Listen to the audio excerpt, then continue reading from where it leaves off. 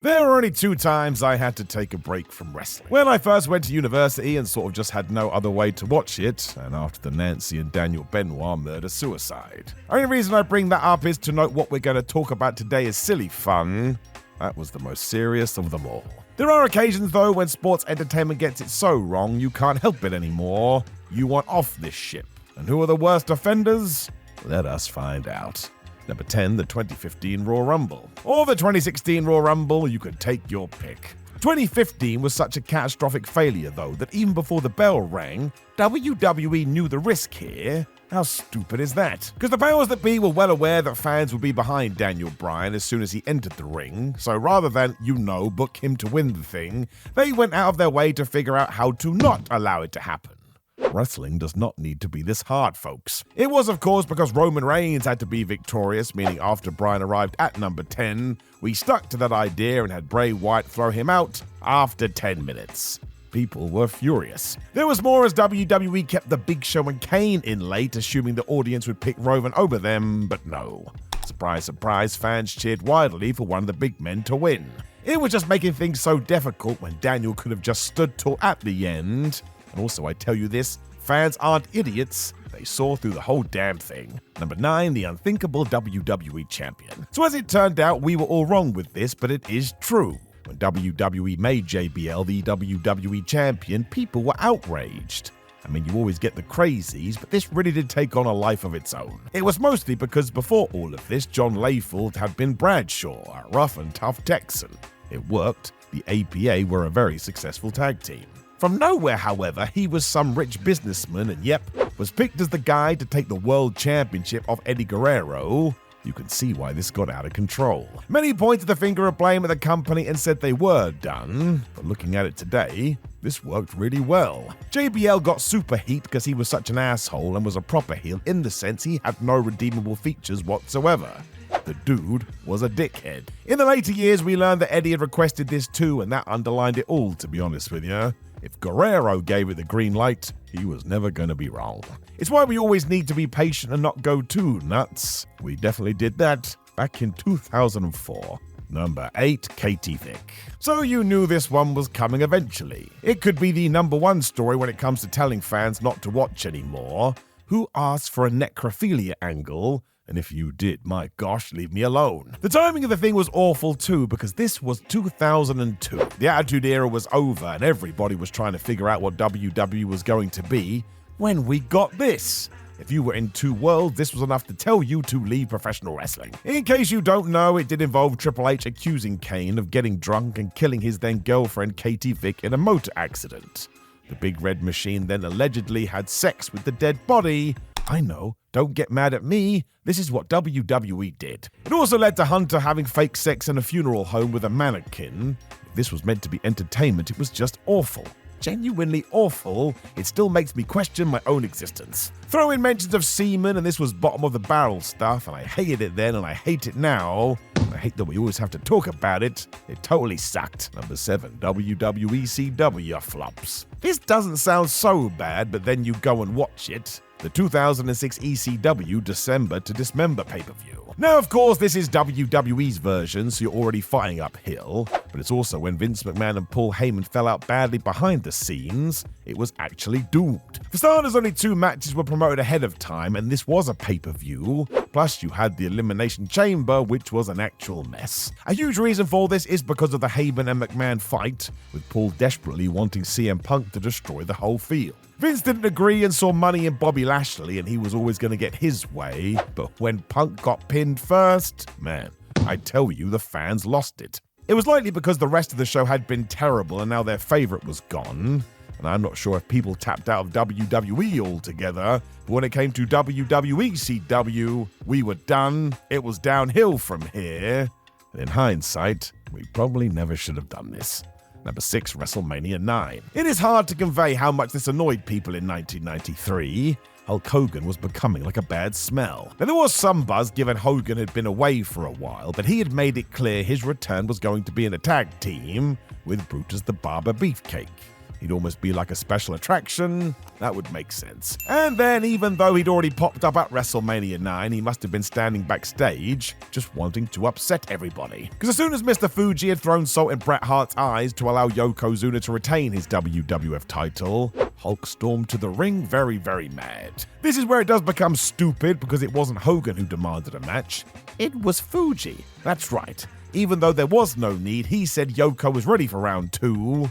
Literally seconds later, Hulk dropped the leg and we had a new champion. It sucked. For one, it totally marginalized Bret, who looked silly, but we also took Zunes, who was awesome, and made him look like an idiot too. And sure, on the night it got a reaction because fans like surprises, but once the dust had settled, this was not the one.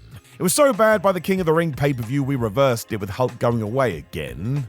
And I would imagine people stopped watching because it felt like we were going backwards. Let's just call it what it was, a very bad idea.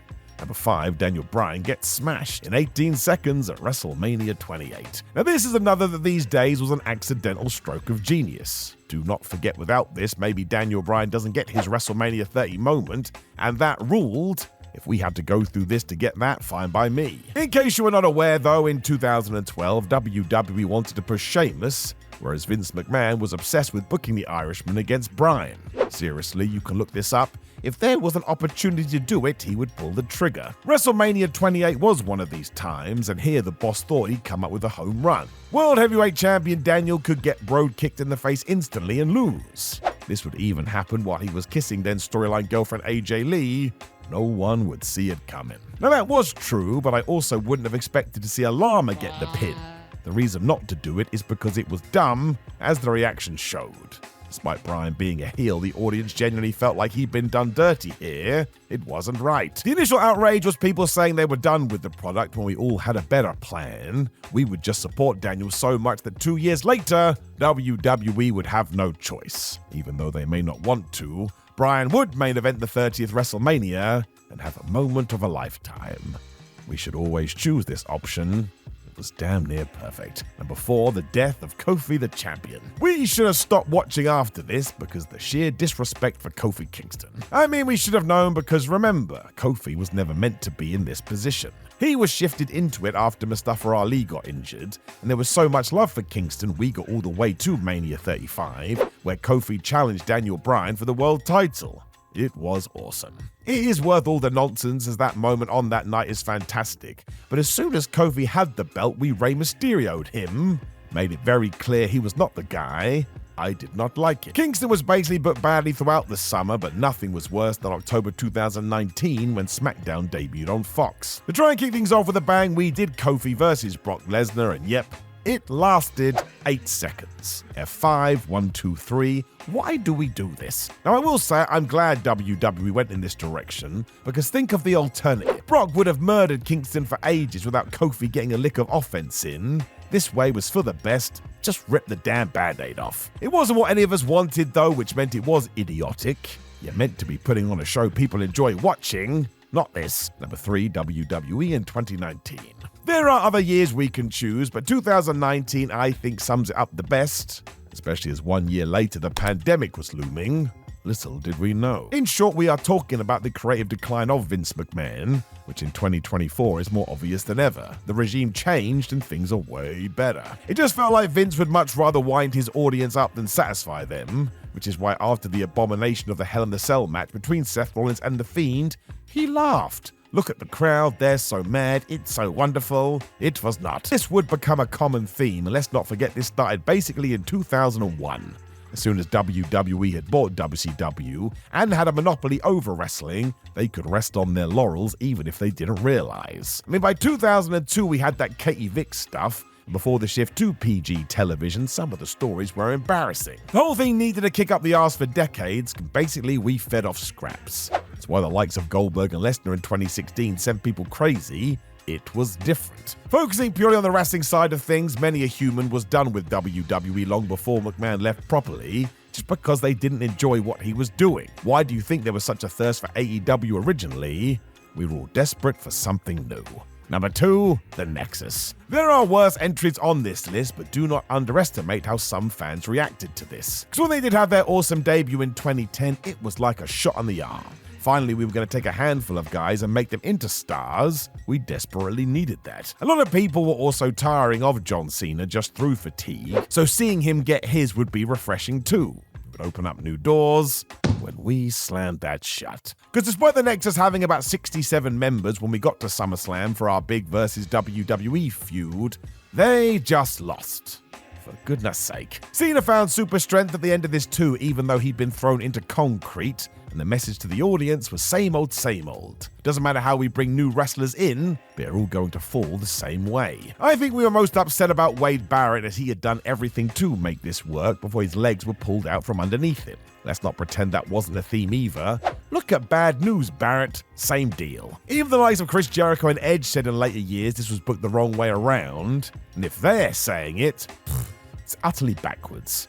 Number 1, the Steve Austin heel turn. Let's make it clear that bad guy Stone Cold was incredibly entertaining. His slow descent into madness and becoming obsessed with hugs was the best, and he proved he was genuinely funny.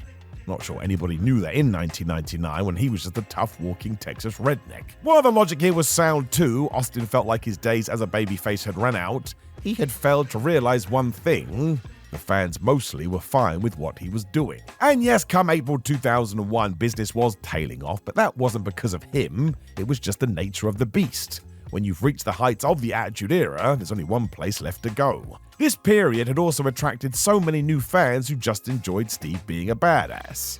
They didn't know about turns or making sure you were ahead of the audience. They just wanted Stone Cold to whoop people's butt, then go and do it again. You can see this happening in real time if you are a nerd, as numbers just drop. Despite how hard he tried, no one ever really believed Steve was the villain. The issue was, as soon as Austin had done this, people did leave and they weren't gonna come back. They'd only arrived because of the rattlesnake to begin with. So yeah, sure, I loved it, but in terms of business, this was the worst move. Know the other times that wrestling really wanted to make you just stop watching the damn thing? Make sure you let me know in the comments below before you like the video, share the video, and subscribe. Also, make sure you click the video on the screen to ensure you get even more wrestling content in your life. But otherwise, have a great day, my friends, and I will speak to you soon.